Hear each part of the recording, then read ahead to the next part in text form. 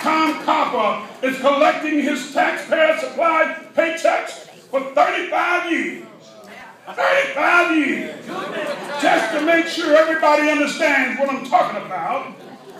Before Chase Utley was born, before Dr. J was an NBA rookie, and days before Jimmy Carter became president, Tom Copper was on the payroll.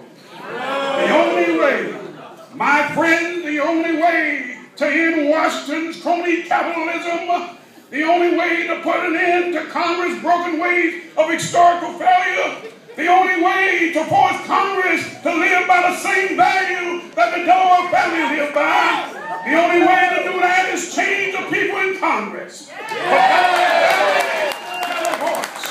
For the solid values of Delaware families to return to Congress, we need to send someone to Washington who embodies those values. Someone who knows what it's like to shovel coal from a house and get it warm. Someone who knows what it's like to get gritty on a job. Someone who has the courage to start a small business. Someone who actually creates jobs in the free enterprise world. Someone who understands how to develop American energy resource and make American gasoline cheap again.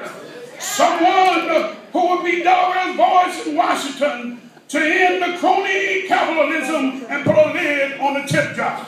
Well, before I end, I want to tell you who that someone is. Delaware Republicans, today is your lucky day. We have that person. We have that family man. We have that small businessman. We have that job creator. We have